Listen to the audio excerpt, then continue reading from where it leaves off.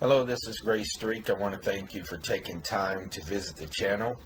For those of you who are returning to the channel, it is our anticipation and hope that you continue to find valuable content, and the more you watch, the more that you feel this could be implemented into your business and streamline some of your processes that you have.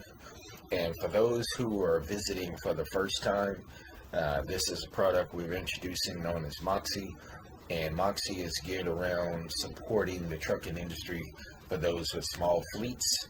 At the present, we're supporting 1 to 6 trucks, and that support is only being extended or limited to those 6 trucks due to the capacity of Excel.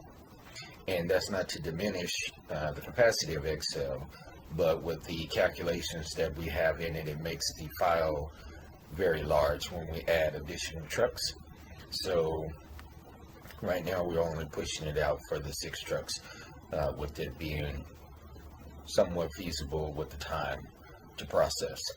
Now, we previously covered the freight estimator tab in another video, and we're going to recover that to expand on some of the functionalities in the workbook and how it works in unison with some of the other tabs, but also to show a correction that we had in the previous video that showed a glitch with the appearance or representation of a revenue number that was on the reference or display for the customer for that particular exercise.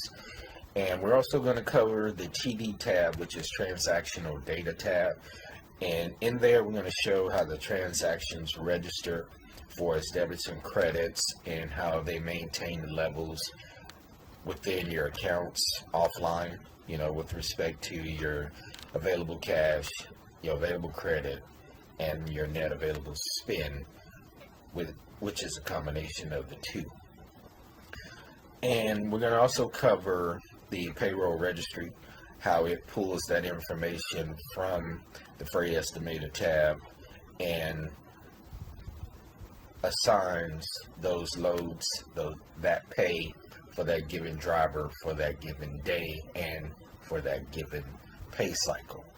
So we want to get into this and go through it. We're going to go at a little faster speed than I did in the other video. And the reason being is I want to keep you engaged, and you should be somewhat familiar by watching the other video as far as the particulars. So even though I will explain some, I won't spend as much time as I did in the previous video. So let's get started. So in the freight estimator tab, you see I'm starting here on row 29. So I have some other rows that are up above that have been pre-populated for sake of showing you guys the payroll registry.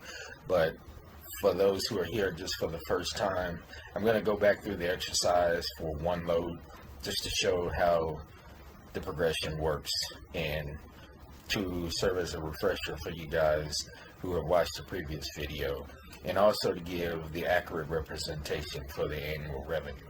As you can see, this one currently here, it is in a positive format, and that's what we want.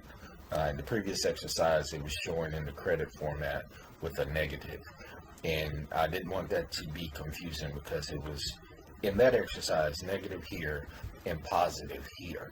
So it should always be true with positive and positive. Okay, now mind you, this number, if you're looking at that variance that's there, that variation, this number here registers all of your revenue in comparison with your expenses. This only shows your revenue for this given customer. Okay, and it shows awarded loads, loads on hold, executed loads, canceled loads, your average rate per mile, your annual revenue for that customer, net payment terms, factoring term, credit score. Now that credit score doesn't automatically appear. One would have to go out and acquire their own credit score to apply within the workbook for future reference. And it also has the contact, in this case the procurement contact for that facility, and their email address. Phone number is up here. Now, in this section we have the selection where we actually select a given line. So this is one of the hidden lines that you don't see. And I shouldn't say hidden, it's just out of the view, out of the current view right now. If I were to scroll down, we would be able to see it. So it's not hidden. Next, we have a breakdown of low rate, low cost, low profit. So for this load that's selected, you can see that it was $4,800. That was the rate assigned or quoted. And then the cost to execute that load was $2,849.46. So the company's profit was $1,950.54. And that cost was an accumulation of the driver remittance, the fuel, the insurance, maintenance, asset note, lumper remittance, and operating. Operating is also interpreted as overhead. And then, as you see, the fuel has brown fuel and white font. To the side here, we have them in caps, but we have the brown fuel with white font. And just below it, we have in blue the actual gallons that it requires to go retrieve that load and the dollar amount that was required in cost for the fuel to go get the load. And just below it is the loaded fuel, meaning to deliver the load. So again, we have the gallons up top that should be used or estimated to be used, and the dollar value for those gallons to be used. And to the right here, let's just start a little higher up top here. That shows your target rate. Your target rate is what you put in when you're first setting up your system in your customer information tab. You set up these target rates you could do it for each individual industry as you see fit. But for this exercise, we just did $4 a mile across the board. That is not to say that applies for everyone, but for this exercise, that's what we've done. And for that, it gives you a target rate that you should charge, which in this case was $4,796. Okay, and we just capped it off at $4,800. And it would show you your estimated cost, it would show your estimated profit, and your driver's estimated remittance. Now, it doesn't get down into the breakdown for the other stuff because it's estimated here for your target. And then just below here, we have your estimated revenue concession. Now, to me, this is very important here. Very important, because this is where I feel a lot of people lose money. You know, they don't pay attention, or they sacrifice or concede money that's available to them if they understand their numbers and remain firm on their numbers, if they can, right? I know every situation is unique, but if you can stay firm on your numbers, you always have this number as 0 in here, and then you should be profitable all the time. And I'm talking considerable profit, because as you see, the margin on this load that's represented here is 40.64%. That's a lot of room to come down if you so choose. That's a lot of flexibility to have and still be profitable. But what I want you to understand, that when this number decreases over here, then and only then will this number decrease. Only when your rate per mile decreases for your actual, or whatever you put in this load rate. Now, just because, let's say if you were to change this to a hazardous load, it would change this target rate per mile. In this case, we have the hazardous augment at $2 a mile, so that would make this $6 a mile.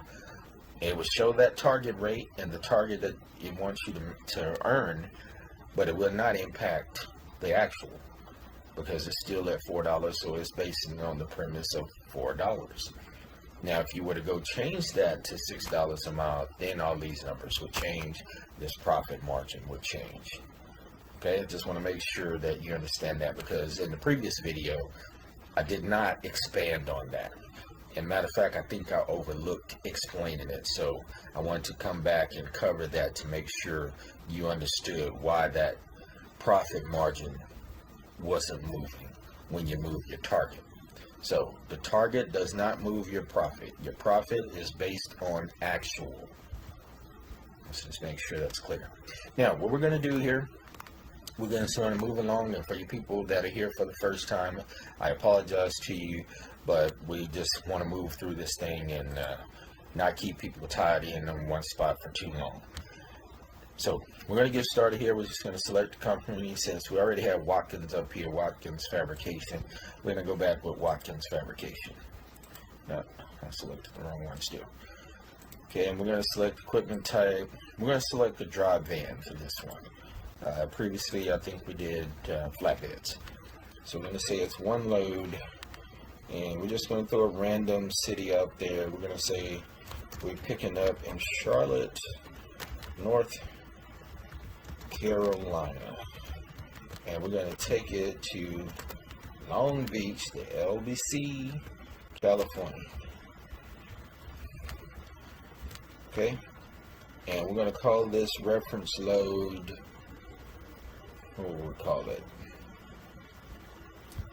Well, we're going to label it as urgent. That's what we're going to label it as urgent. Now, that really probably wouldn't apply in real life, but that's what we're going to put there. And we're going to say it's office supplies, right? One of the office supply stores are out of inventory. Now, we're going to say you're right around the corner or right down the street, 10 miles to go get it. And there you see a deadhead estimate of $9.24. It's close enough. May not be 100% accurate, but it's an estimate there, excuse me. So we'll say the distance between Charlotte, North Carolina, and Long Beach, I don't know exactly what the number is. I'm just going to say 2,500 miles. Okay, we'll go with 2,500 miles. If I'm wrong, I apologize in advance. Okay, so it's saying that we should have a one-way estimate,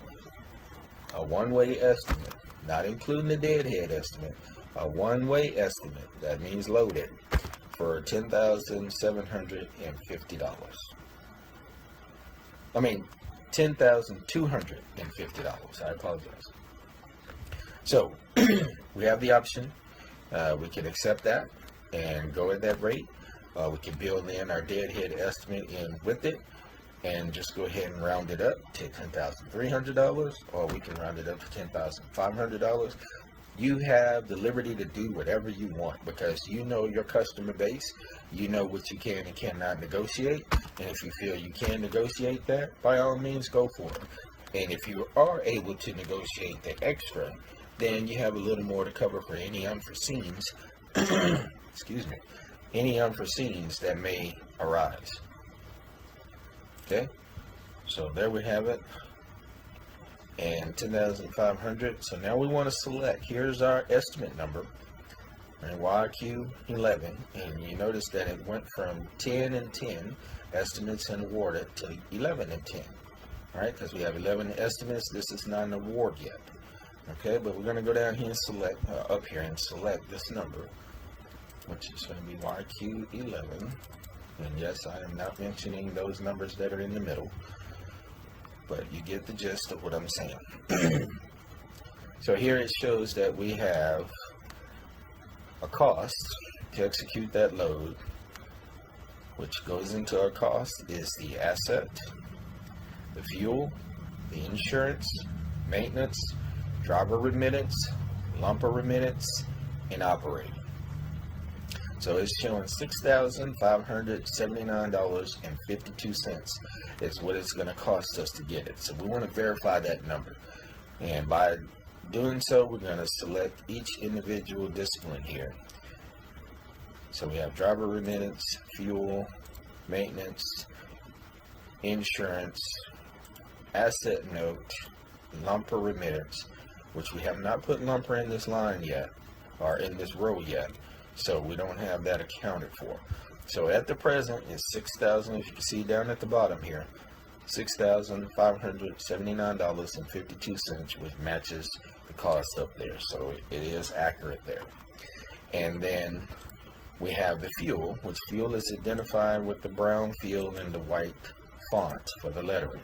So on the fuel, I have a breakdown out here. So we have this cost of $2,318.70. So we can take both of these costs for loaded and for empty, and we'll see that number matches $2,318.70. Okay.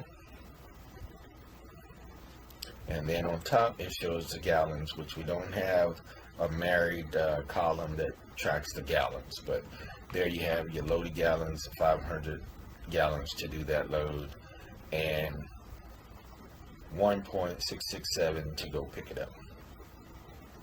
Okay. Now, that is taken off of this average that we have built in here for the truck. So if your truck does better, then you're saving or making money on fuel technically, because you've already accounted for more. Now, if yours is making less than this, then you probably have a big dog under your hood, and unfortunately, you know, that's what it's going to count for. Now, as I say that, I just had, I guess, an epiphany, if you will. I know once we apply the driver, it's going to add the unit number and the fuel capacity, the maximum fuel cost, empty mileage capacity, and the loaded miles capacity. I don't know or remember if I built it in to adjust these loaded miles and empty miles based on that truck. We will have to watch that. So you, as my viewers, I ask you to watch that for me just in case I miss it. So you can help me help myself there. Or help me help you. How about that? So it's a team. Okay, so what we're going to do here, before we get too far over, well, we can go ahead and go over to show you these other fields. I am going to convert this to an order eventually, but so we have hazardous. We're going to mark that as no for this exercise, and we're going to say our weight is 35,000 pounds. Now, when I tab out of there, it's going to show gross weight of 0. And the reason being is I have not applied a driver or assigned a driver to the load. I'm not putting the weight and dimensions in here because it's a drive-in trailer. We already know that it's a 53-footer, so we're not going to have anything protruding out of that. If you do, you pretty much damage your trailer or riding with your doors open. We're not trying to do that. Now, I want to touch on something here because I know someone is going to call me out on it. Now, when I fabricated these cities and locations or whatever, I did not take into account the locations have not been populated with those cities. So when I select them and I go to show you your estimate document, it's not going to show these locations. So just bear with me for the sake of this exercise. Yes, I didn't take the time to go back in and put in a new location for those. I should have, but I did not. So when I put this information and select this, our shipper, okay, we have Watkins Fabrication. Of course, they're probably somewhere around here in Houston or somewhere. We'll just take a quick look here. Watkins, actually, I showed them to be in Chicago. So, and then I know I don't have anybody in California as far as a customer, at least a location I don't remember. Yeah, Texas, Louisiana, Illinois. So those would not ring true on the document. So just be prepared for that when you see it, and you're not alarmed about why it's giving you something that's not accurate. And that is why. It's all on the trainer. So we're going to give us a project number. We're going to call this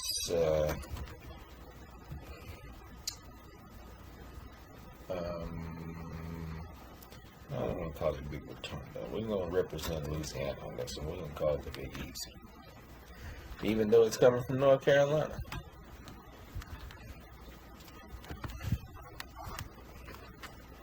Alright, so we'll go from there. Well, actually, that's not accurate representation. So y'all bear with me. I'm just going to call it the Tar Heel. How about that? I don't want nobody to call me and say I'm not representing Tar Heel. And we'll select that. We're going to just select driver number 5 since he's there. Schedule ship date.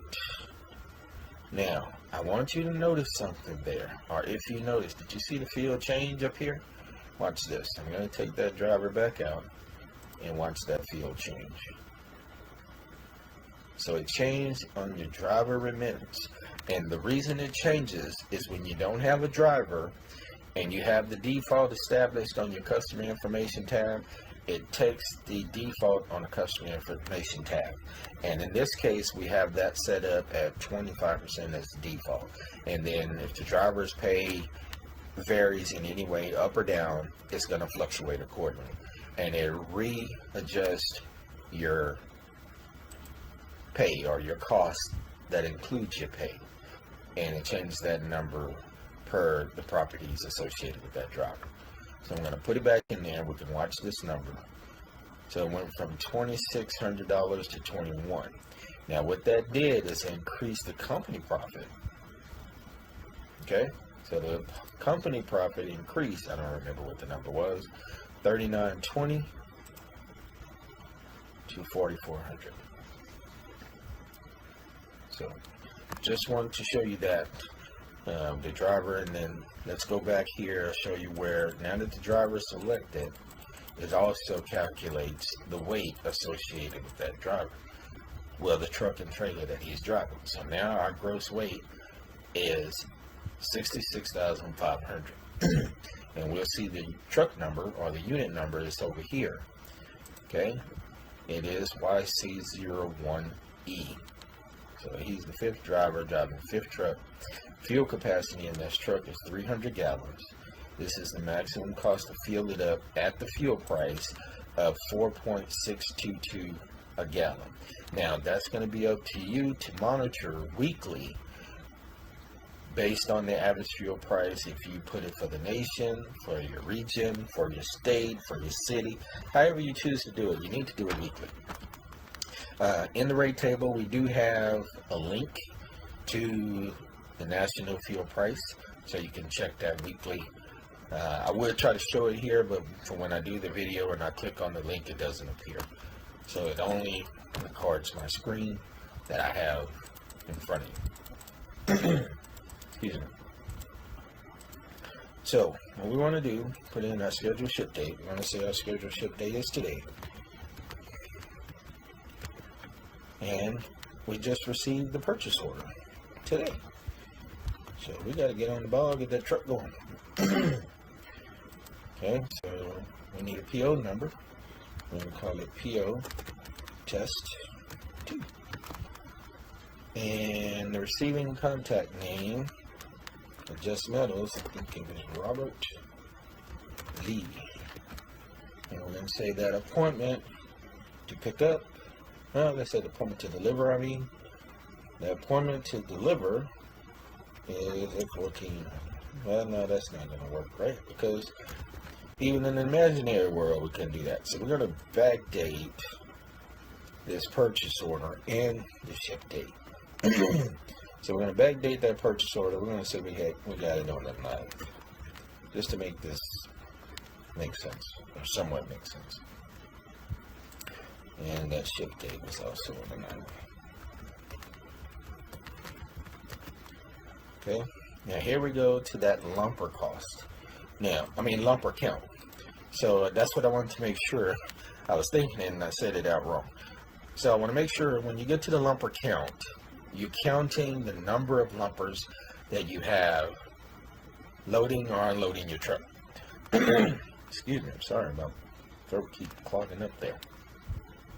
You don't want to put a dollar amount because that's been predicated on your customer information tab. So the information that you put there is going to put your rate. So here you want to put in quantity. So in this case, we're going to put 2 in here. And we're going to tab out, and you're going to see this number change. As you see, it put $200 in there, changed your cost, and reduced your margin because you have more costs. See how that works? And that's what it's supposed to do. So we'll leave it in there for now because we are working with a drive-in. And let's say they decide that they want to put it on hold. So they put it on hold the same day, right after they gave us the PO. Wow, way to go, right? So you see that? It changes it to a red field with bold yellow font. And bold yellow font, or any yellow font, indicates an action item. And the action item here is to follow up with the customer. Don't let them lull to sleep on it.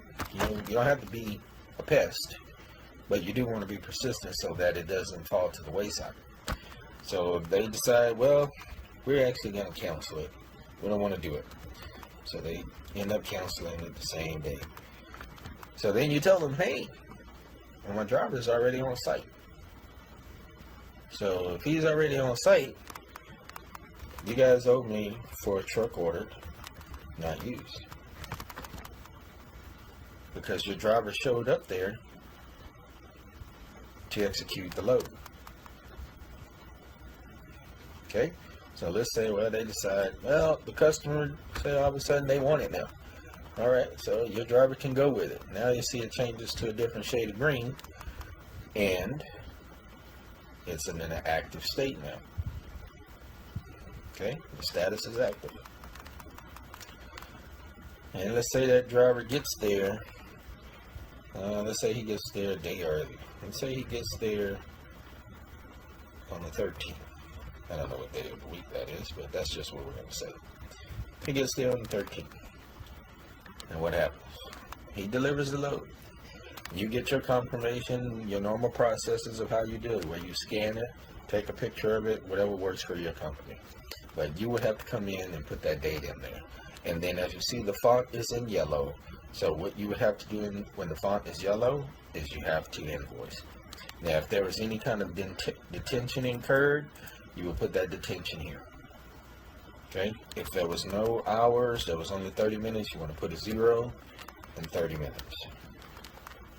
You do not want to leave that field blank. And the reason you don't want to leave the field blank, when it goes on your document and prints out, it will show just like the H for the hour. It won't show a 0 there. Okay? And then when you invoice it, say you invoice it on the 14th, which is today. And what happens? It turns it green. Alright, and the status changes to invoice. Now, you don't do anything for a settlement date on this tab. The settlement date is actually managed on the transactional data tab. Now, what I want to do, I was going to go to the transactional data tab later, but I want to go ahead and do it now because I don't want to lose you on what's happening in this screen. So with these, we actually go over here, and here are the other ones that I've done in advance. And I did them all with the same driver, but I put them all in the status like they've been delivered and invoiced. Now, you don't need to be in invoice status for this to be transferred over to the payroll register or registry. All you need to do is have the delivered date. Once the driver delivers or gives you your paperwork to show that he delivered, then that load information gets transferred over to the payroll registry. Okay? So we're going to go over here. Let's see who we're looking for. I think it's driver number 1, but I just want to make sure. Okay, so it's driver number 1. That's the one we're looking for. And we confirm the delivery has been made. Okay, so we're going to go into payroll registry. And here we are. So it has all of the loads here. Here we had 2 loads in the same day. One was $800, one was $600. One was delivered in Houston, Texas. The other one was delivered in Lake Charles, Louisiana. Okay, and then here you see on Thursday, which is the end of the pay cycle, you have 3 loads here. Load number 8, 9, and 10. All of them were $250. Houston. So he was running local. And that captures all of the information here based on what you applied in your FE tab. And that delivery information is input. The delivery date information is input. It automatically transfers or categorizes those loads to the respective weeks. And once you're in here, this is basically for visibility unless you have revenue transactions. So again, you have blue shaded fields that have calculators or formulas that retrieve data, and then the yellow fields represent where you can input data that's more controlled manually or input manually. So I'm just going to scroll up a little bit here to keep the relative data up to the top. So if you were to send a driver to, say, have a flat fixed on a non-scheduled route that's out of the normal routine, whether it's weekend or what have you, or have the truck washed, whatever the means is, and you offer compensation for that activity, you could place that here and it would be captured in the work week and compensation process as non-revenue compensation. Or if you wanted to put in an advance, say if the driver had a little financial issue, need a little extra help, you put that money in that field and it would transfer over. And just to skip over a little bit, when you do the advance, when you want to retrieve that money back for your company, you want to put that amount, whatever you determine or how you guys agree to repay that advance, you would put that here. So if you would do it in increments, you would space that out over whatever weeks. Or if you want to do it all in one time, you would put all in at one time. So these payroll deductions, any of these three, loan, credit card, and miscellaneous, you would have to put them in these fields in order for the system to actually deduct them. So advances come out of the loan. Credit card is if they use your business card for a personal purchase such as food or cigarettes or whatever you allow them to do, if you even allow them to do. And miscellaneous, that's for more like if they lose some of your equipment, misplaced, damage some of your equipment, you would put it in the miscellaneous and deduct that from their pay to be able to repurchase whatever has been damaged, lost, or missing.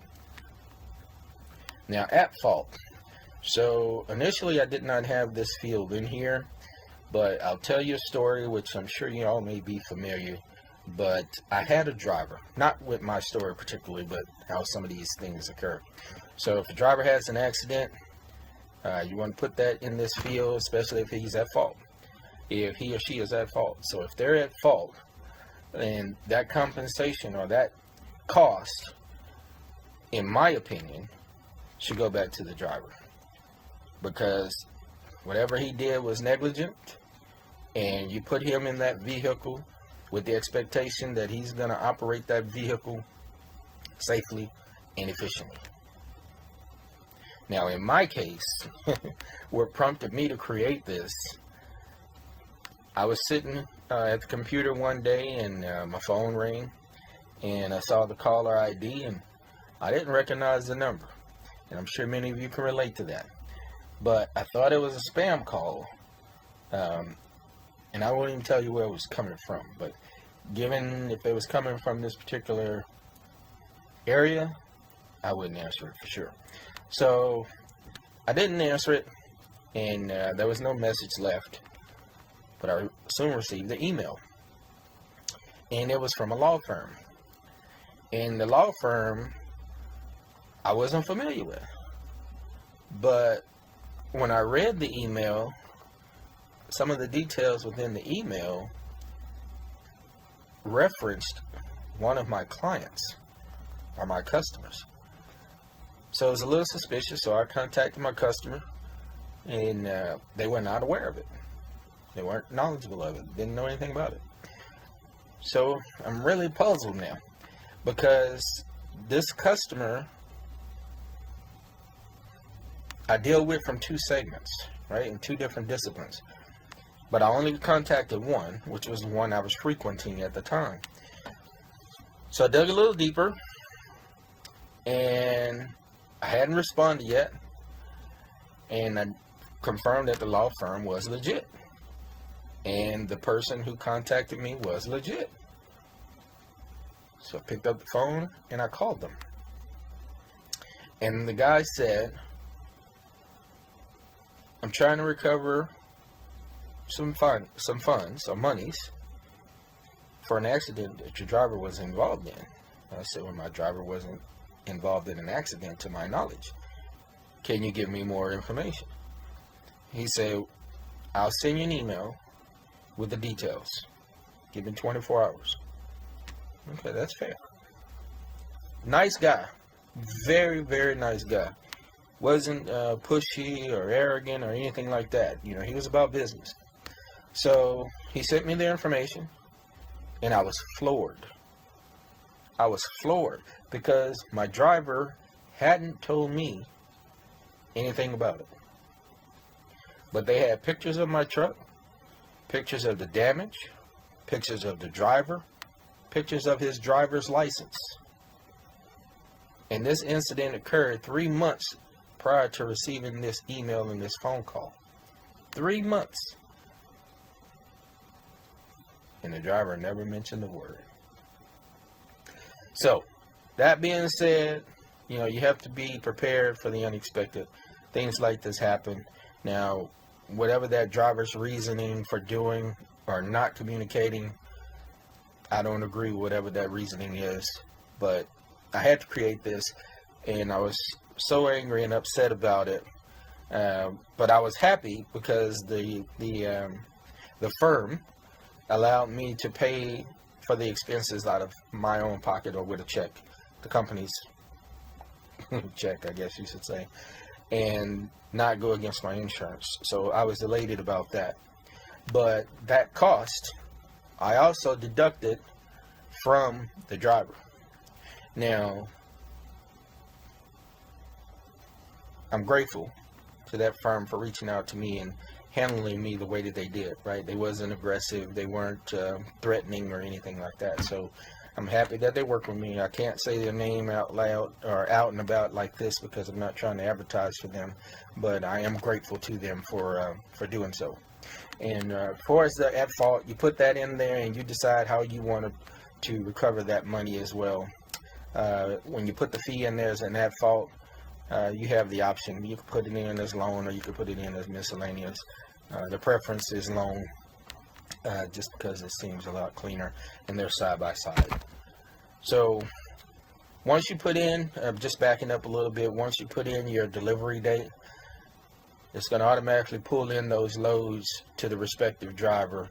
So this is just kind of telling you how everything ties in. You know, the information is there for a reason, and then Moxie tends to combine it all for you for a useful purpose. Here you have your load reference number. You have, if there's multiple loads, you have up to 3. The load rates for each individual load, and those go up to 3 as well. The cities also up to 3. And I know some people have 4 loads a day. Some people have 8 loads a day. I apologize in advance, but I can't, or I haven't developed it enough to be able to accommodate for every scenario that there is out there. So for anyone that may feel excluded or not considered, it isn't that you not considered or that you were to be excluded. It's just I'm not familiar with your space. I'll just say that, and that's an honest communication. I'm just not familiar with your space. So with that being said, in this process is you now want to go over to your pay stub. Now, mind you, one other thing to mention is that for sake of doing this exercise and processing this on a pay period where I had loads, I had to go in and change the date here on the weekly log or weekly records log. And I'll show you that just briefly. And it's basically all of your criteria being put into a section and categorized per each driver, and then translated back to fields such as this to say this is what we have registered for this week. So I went in and changed this date. It defaults to this date here, but if I want to go in, as you see, it's already down in February 2017, which is the past pay cycle. So now we'll be coming up to this one next. What we want to do here is select for one of the previous periods that would give us that information that we were just seeing in the payroll registry. So we'll select that, and then it's going to take the others away, and now we should be able to go to the pay stub and see the pay for that period. Actually, it looks like I selected the wrong period, so let's select the next one, and that should give us the pay for this period that we're reviewing. And there we are.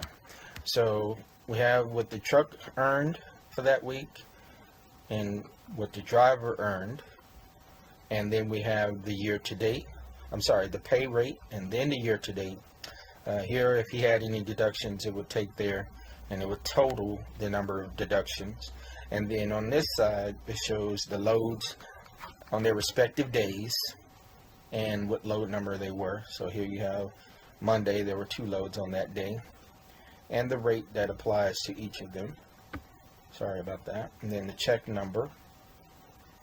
And as you scroll down, it shows the net pay. So I want to also give you an example of the non-revenue compensation just to show you it populated here. So we go back over to the payroll registry, and let's say he went in to fix, well, let's just say he had got the truck washed. It really doesn't matter what the reason, you're only putting in a number here. And say you pay them $50. Now I would have to cheat here because I didn't anticipate doing this exercise, but I'm going to put $100 in here for an advance. Okay, and I can show you a deduction as well. Now all of these numbers are positive numbers. You don't have to put negatives or any of that information, regardless of whether it's a revenue compensation or advance or at fault, what have you, or loan, any of the deductions. Everything is just a positive number. Now I'm leaving this up so I can see it, so I know to go back and take this out so I don't overlook it for a future exercise. Now we go back to this and we'll see $50 for non-revenue compensation.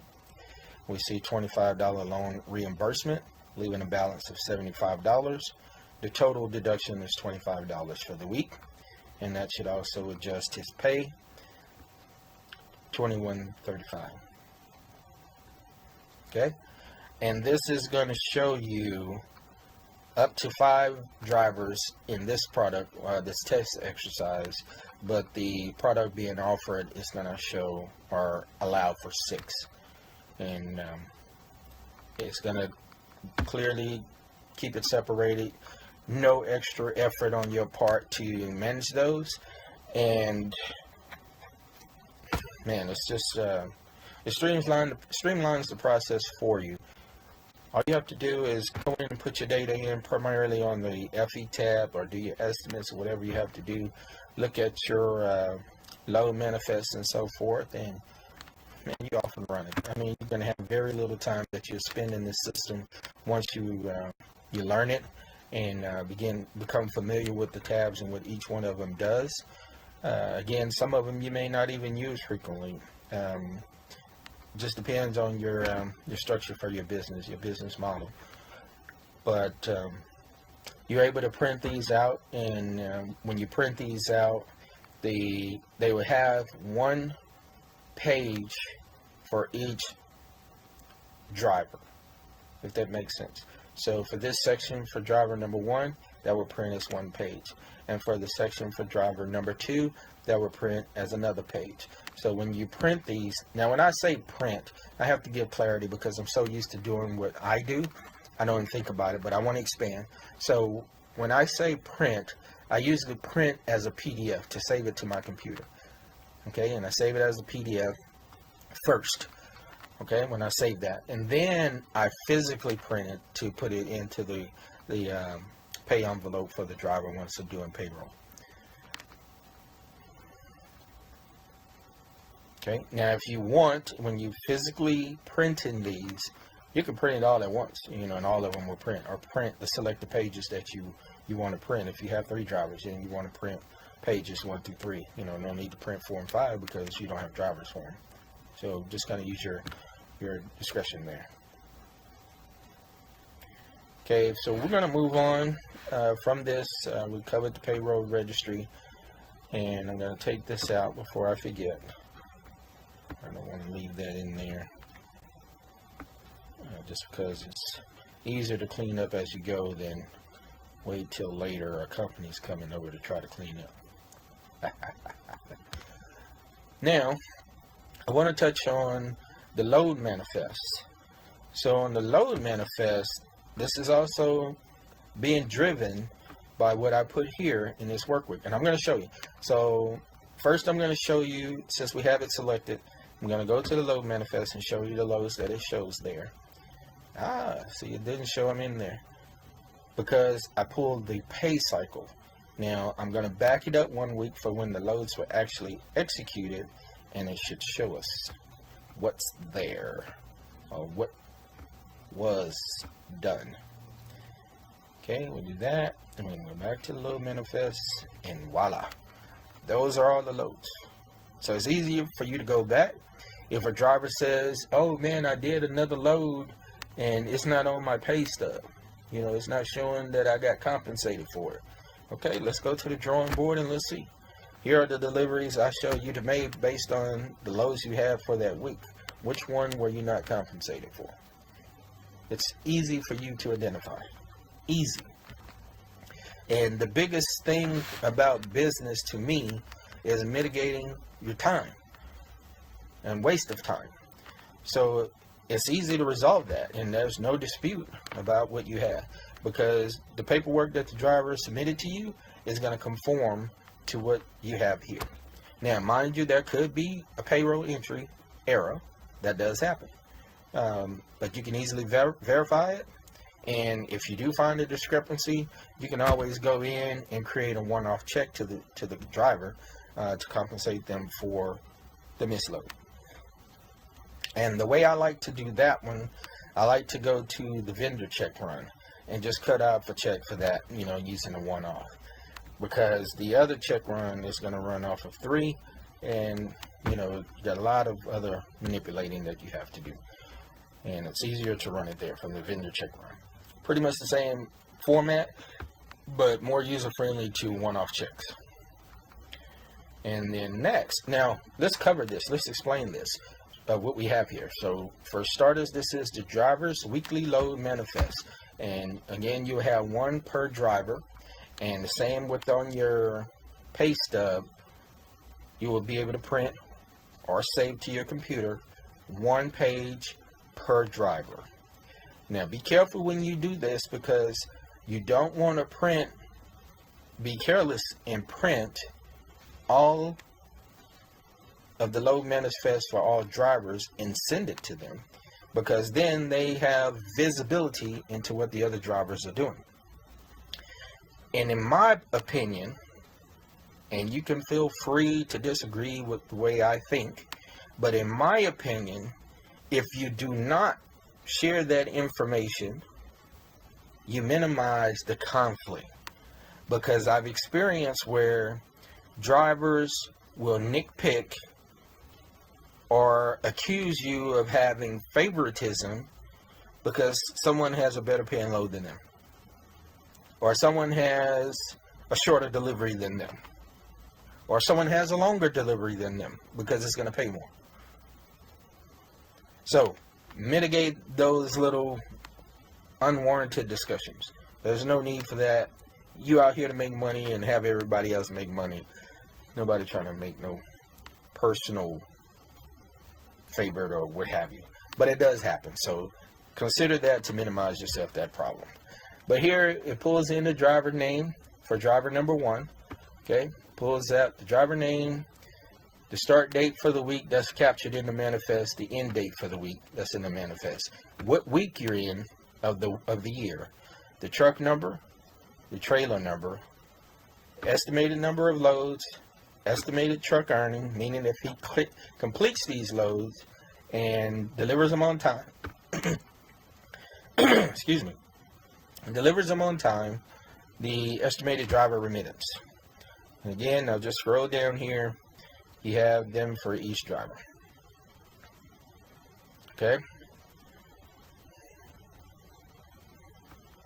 And I don't have one shown here, but if there was a duplicate order, it would highlight, well, a duplicate load, I should say, not order, which they are orders. But if you had a duplicate, not a duplicate, if you had two orders with the same delivery appointment,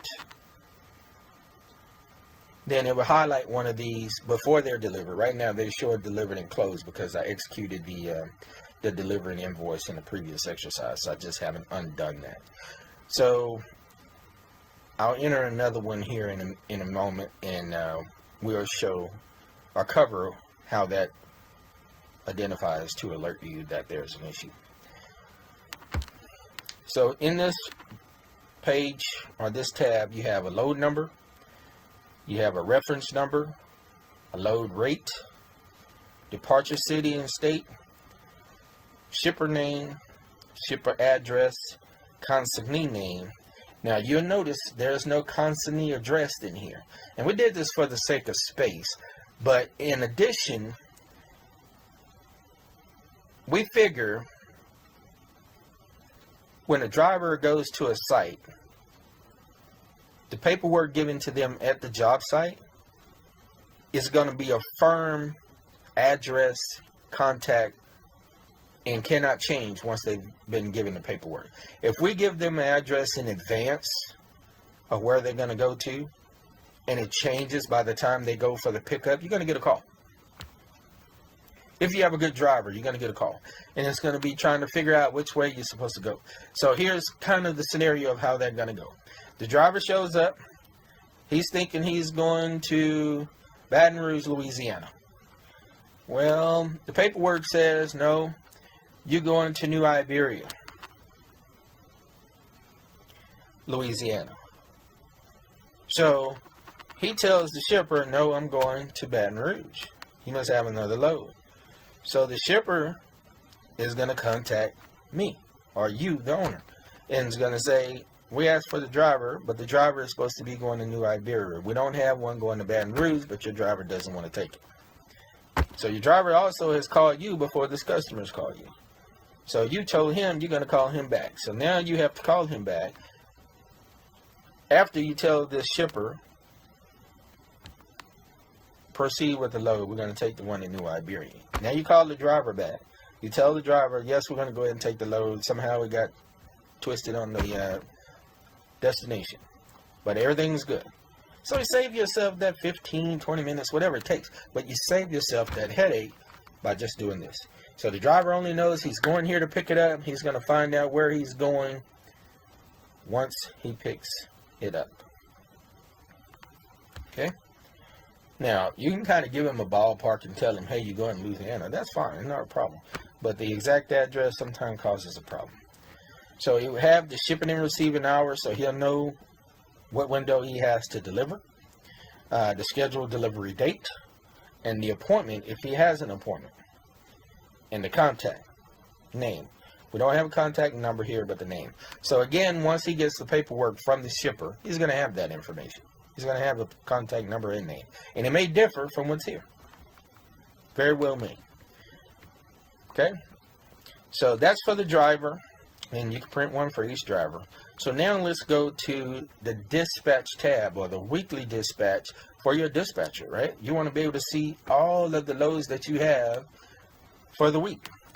Now here you can see it defaults to today's date. And you have a date override, which I have one in there already for 2/9 because I want to capture this one that we have here. And similar to the load manifest, it has the estimated number of loads, estimated truck earnings, and the estimated driver remittance. Now that's not just for the one isolated driver. This will be for all of your trucks. And in this tab, you can log up to 100 loads. Okay? Now, with 6 trucks, even if you had 2 loads a day, that's going to be, well, what is the math? I can't even think right now. So if you have 6 loads, that's 30 loads a week maybe, or 60 loads if you have 2, and 90 loads if you have 3. So you have more than enough space to accommodate those 6 trucks for all of your loads you may have for that day. And again, this is a little different from the other. You have your truck number, load number, reference number, load rate, departure city, shipper name, shipper address. Now these are kind of similar. Consignee name, shipping and receiving hours, scheduled delivery date, delivery appointment, and contact. What's different here is the truck number. Before, I think we were referring to the driver and the load number. So this is just to give you a visibility into the view of what your activity is for your trucks. Not so much the driver's name per se, although you may know which drivers are in which truck. Just thought it was easier to put in the truck number. It's a little easier to familiarize yourself with that, because sometimes you have turnover with drivers. Now, I do want to go in and do an exercise to put in another load just to show you that conflict. So we're going to do that here just real quick. Follow along with me. Now, I'm probably going to do, well, I'll go ahead and do it the normal way you should do it. So we select our customer. I'm going to call it example company. Now, I'm going to cheat a little bit. I'm going to put in the PO right now, even though, you know, this normally won't happen. It could happen, but maybe not. We're going to call this PO test. No, we're not going to call that. It's too close. We're going to call it just test 2. How about that? And we're going to do a drive in again, quantity of 1. Also coming from Charlotte. Oh, jump too fast. Charlotte, North Carolina, going to Raleigh, North Carolina. And we'll call this fun times. We're just going to call this paper products. I'm going to say we have 15 miles to go get it. And I have no idea what the distance is between Charlotte, North Carolina, and Raleigh, North Carolina. So don't judge me here. I'm just going to call it 150 miles. I have no idea. And it shows us $13.87 for the fuel required to go get it. And our one-way estimate is $615. So we're going to quote it at $650. Okay, I'm going to say it's non-hazardous. I'm going to say it weighs 40,000 pounds. Now it's going to show 0 gross weight because we haven't selected it. We're not putting in dimensions because we have a van trailer. That's not going to change unless you're protruding through your trailer or doors are open. Now, just for the sake of explaining here, when I select one of these ship tos, it's not going to have the address populated in the location field for North Carolina or Charlotte or Raleigh. So when you look at the documents, when we do an estimate, just understand why it differs. That's going to be the reason.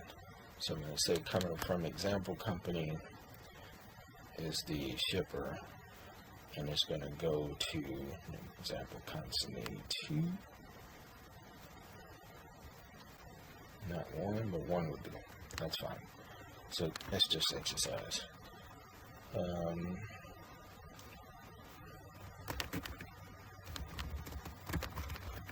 Tar Heel country. Not Tar Heel. Somebody out there probably saying Tar Heel. Okay, it's Tar Heel country. We're also going to say this is for the same driver because we want to create that conflict. Whether that was on the load manifest or the dispatch, but in this case we're going to have it on the dispatch for reference. So we're going to also say that's for 29 because we need to create that.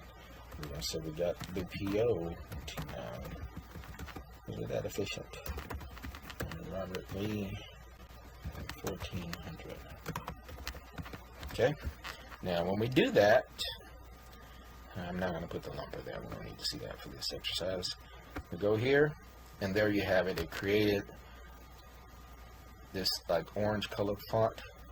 and puts it in italics to show you something is not right here. And it's to attract your eye as an indicator to address it. Now, some would probably say, well, why don't you do that in a range, within a certain time window? And I could do that. But in my opinion, you're never going to cover every scenario. So what may be a safe realm or range for you may not be adequate for someone else. So if you're running multiple loads, say 8 loads or 5 loads a day, whatever, you're within a certain vicinity to where it will allow you to do that. But if someone is further out and it takes them longer to do those multiple, then whatever time lapse period that you put in between them may not work for them. So to me, I just have it for the exact. It's an extra means of assisting you when they are exact. You still have to have your discipline to monitor your information to say whether or not something's too close. So if you have an appointment for one driver at 2 and then the other one's at 2:30 and it's 200 miles away, you should know that that's a problem. Okay, that's our dispatch. Now this is not really set up for printing, but you can print it if you chose. I don't know why you would want to, but you could. Okay, I'm just going back, putting some information in there. So now that we have that information, I want to use one of these existing orders that we had up here. Now, I do know that I've already processed them and executed them. Well, actually what I can do, I can use one of these that I have not executed, since I just did that. And we can create an estimate. We're going to pretend that we don't have a PO yet, and we don't have an appointment time yet. Okay, because this is not an order. So we're just doing an estimate. I'm just scrolling back over here. So we're going to use YQ12. Now, I did say YQ, not YC, because it's not an order related to it at this time. So we're going to go over here, select YQ12. As you see, I already had one in here before. I didn't know if I did or not. But we're going to retrieve this one. This is Project Tar Heel Country. Now, you're wondering why this is small. It actually shrinks to fit. So if you have a big word or big project name, it wants to shrink it to make it fit in this space. I could possibly expand that to go a little beyond to where it remains large. But right now, that's what it does. So you have your company information. You have this field here where you can apply your logo, your company logo, or you can just take this out altogether. It's available for you to do in that field. Here we have the date. We have the quote number or estimate number, the project number, the reference number, and who it's being quoted by.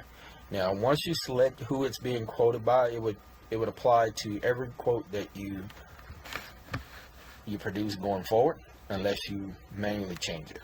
And that being said, if you change it from name 1 to name 2, next time you come in, it's going to be on name 2. So you would have to go back to name 1 if that's what you chose.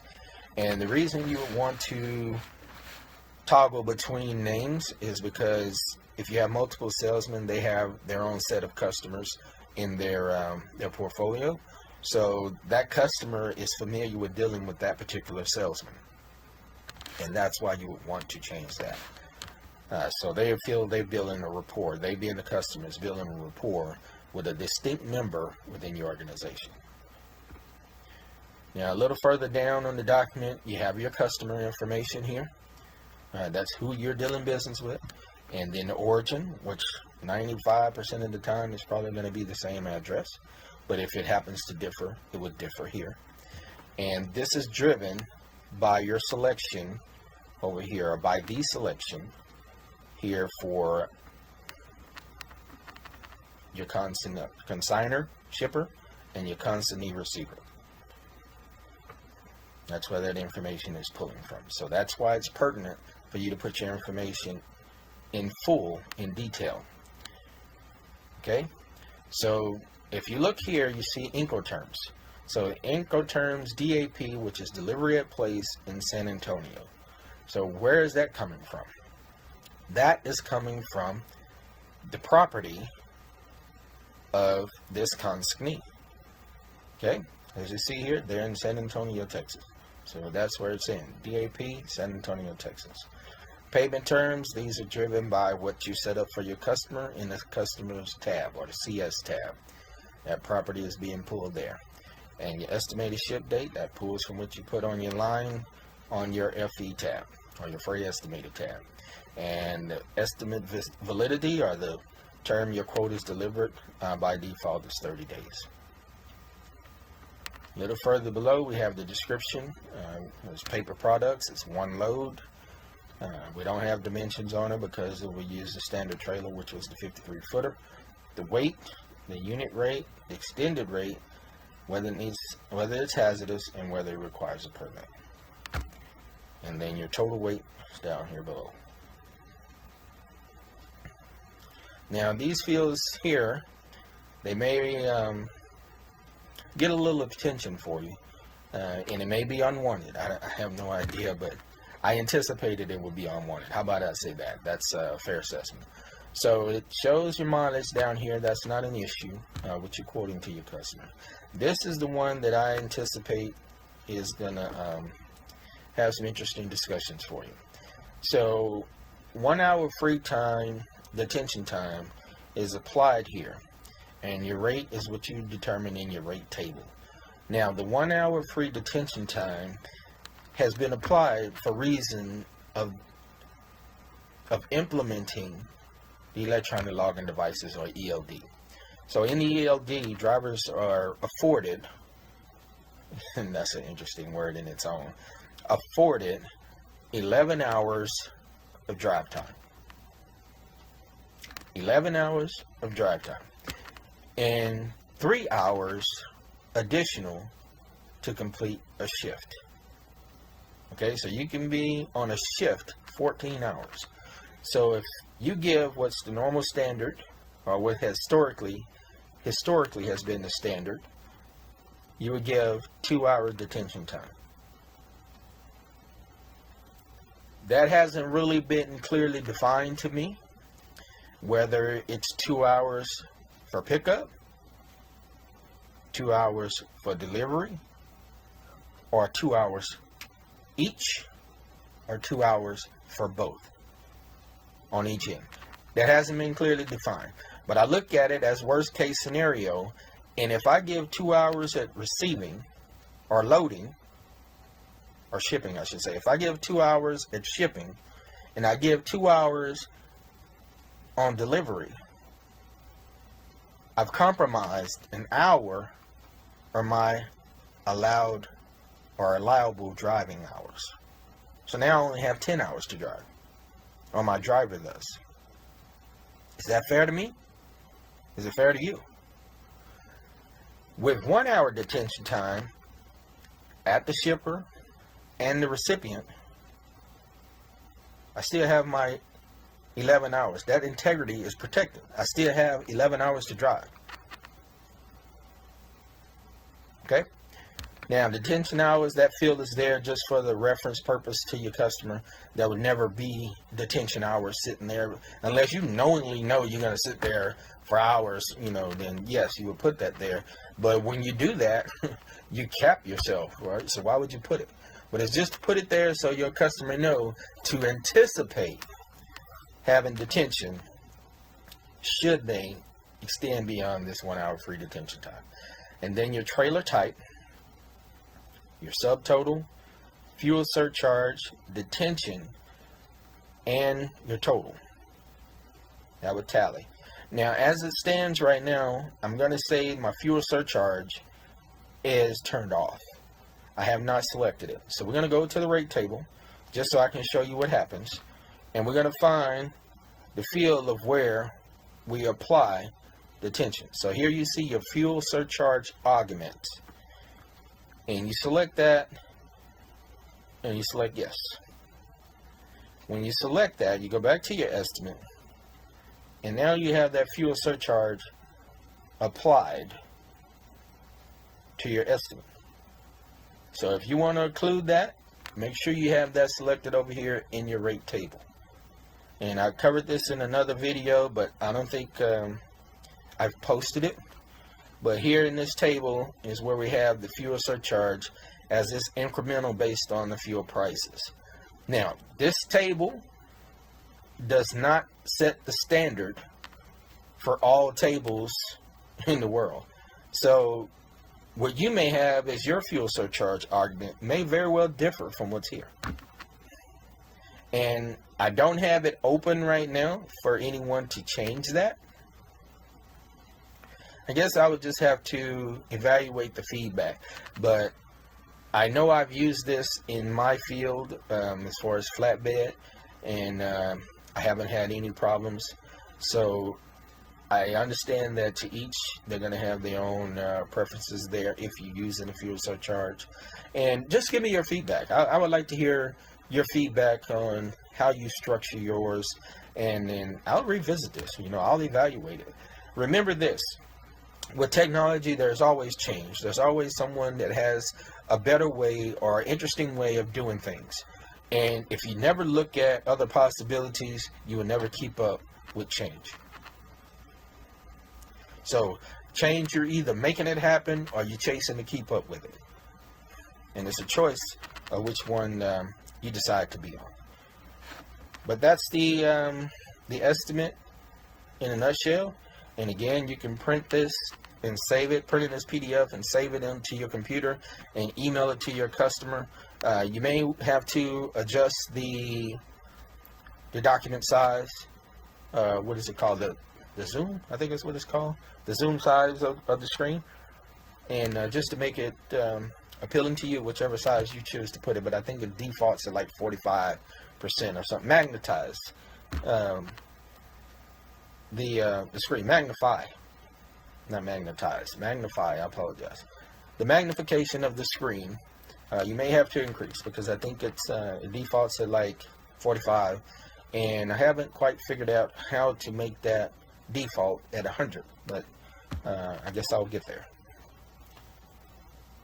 Now, I'm getting close to my time, but let's see what else we can cover here. I'm not sure if I've covered the bill of lading in the previous videos, so let's go there and we'll cover the bill of lading. Let's go back and turn this back into a load. I think we called it test 2. We're turning back into a load. Should turn yellow, and we need to put an appointment time in there. We're going to call it 9-8. No, let's say 10 a.m. Call it 10 a.m. Okay. And you want to send that driver his bill of lading or her bill of lading. So you're going to take your number, the order number now, not the estimate number, the order number, which is here. Okay. We want YC12. And we have that order number, and we're going to go to the bill of lading. And we're going to enter the order number here in the respective field. YC12. And that's going to pull in all the collective information as related to that particular row. As you see, it has the bill of lading number at the very top. It's always going to be indicated with bold red font, beginning with the alpha prefix, which you assigned in your CI tab, and then the sequential number at the end. You have your date, order number, project number, truck and trailer number, load reference, your company information. Of course, put your logo here. I always forget about that. Your logo information there.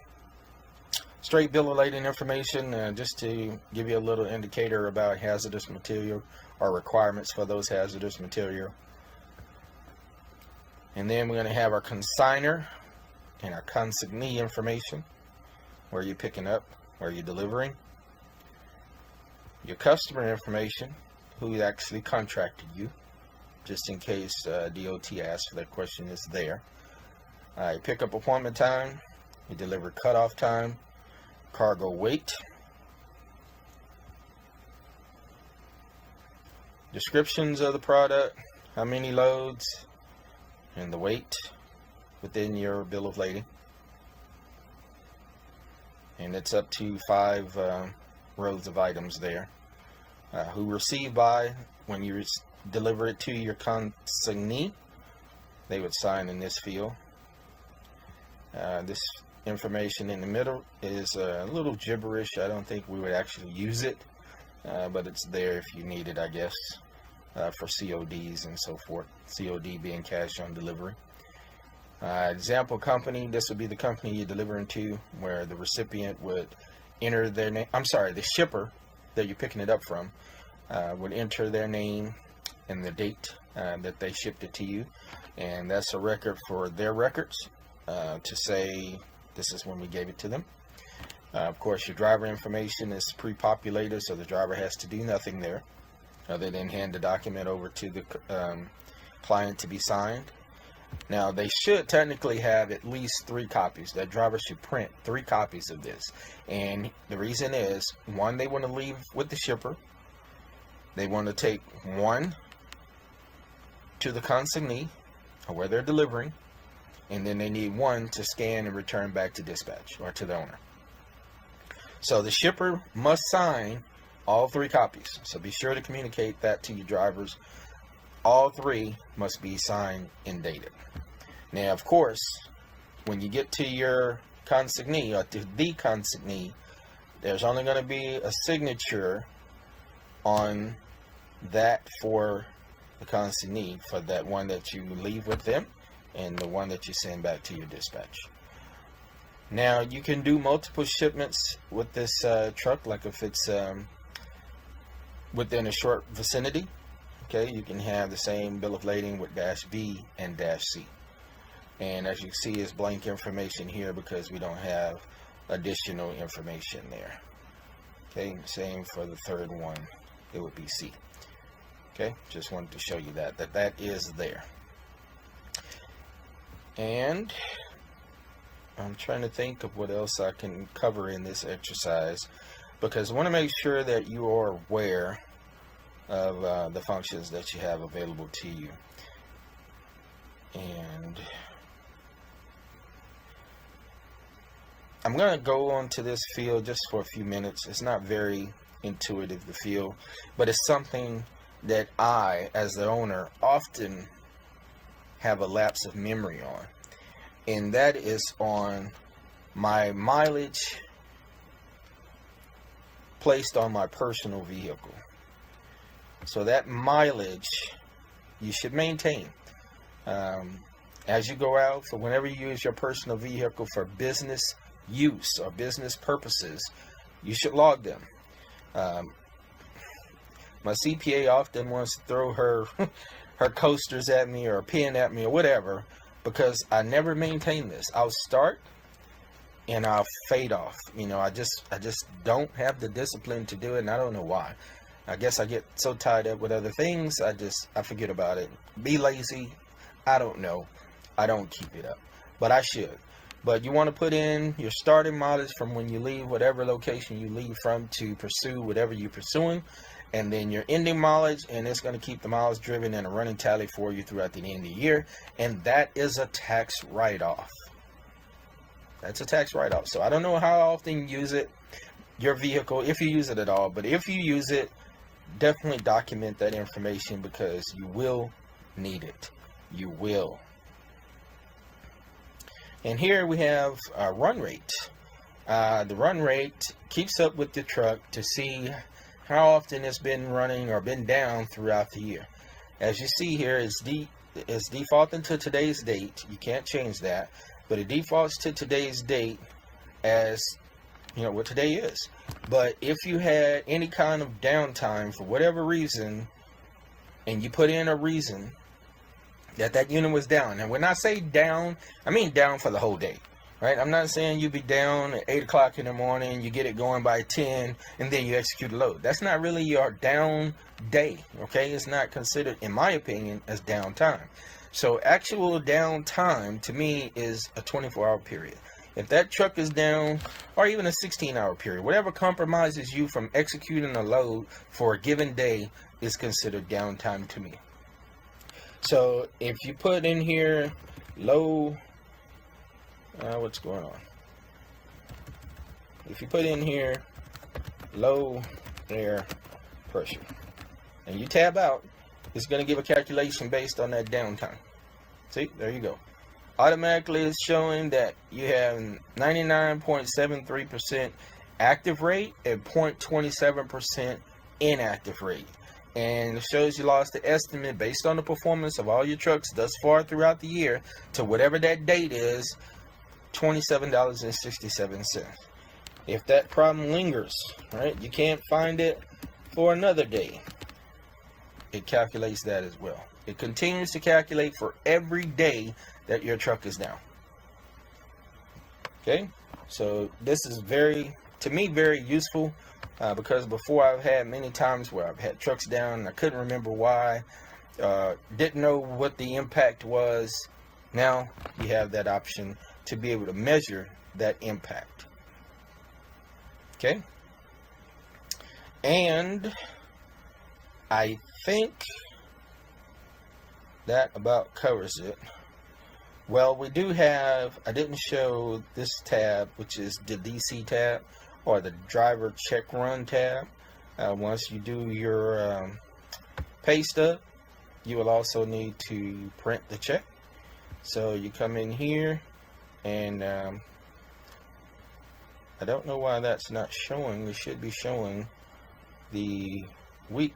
Oh, okay. So I've moved it. That's why it doesn't show. Remember, I went back a few episodes back and I changed this from the pay cycle to capture loads in the load manifest. So now that I'm on the pay cycle, okay, we should have information in the pay stub, and as you can see, his final pay is $2,110. So we go to the driver's check run and there's his pay, $2,110.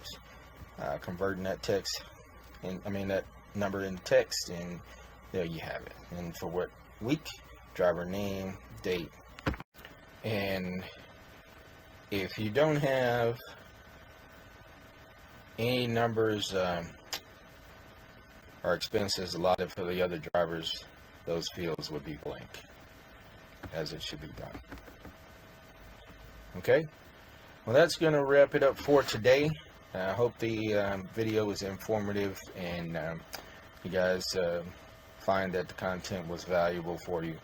And again, I think it's something that you can implement into your business and make your processes smoother if they aren't already. And if they are, kudos to you for what you have implemented for your business model. But if not, we really like to be able to help you and just sharing the knowledge with everybody and hoping to make your business successful, or give it the best chance that it could have to be successful, at least from this aspect. So now we're going to navigate back just to our home page. Just going to click there and go back, and we're going to conclude this video. Again, this is Gray Streak. I thank you for visiting the channel. There's been a little gap between the videos that I place, but trying to get these things to be concise and keep them remaining informative, as it's been a little time consuming. But even though it may be some time in between videos, I'm trying to come back with more and more content to enable you guys to feel more comfortable with the product and find that it's feasible for you. So this is Gray Streak. I'm checking out. Have a great day. Keep trucking.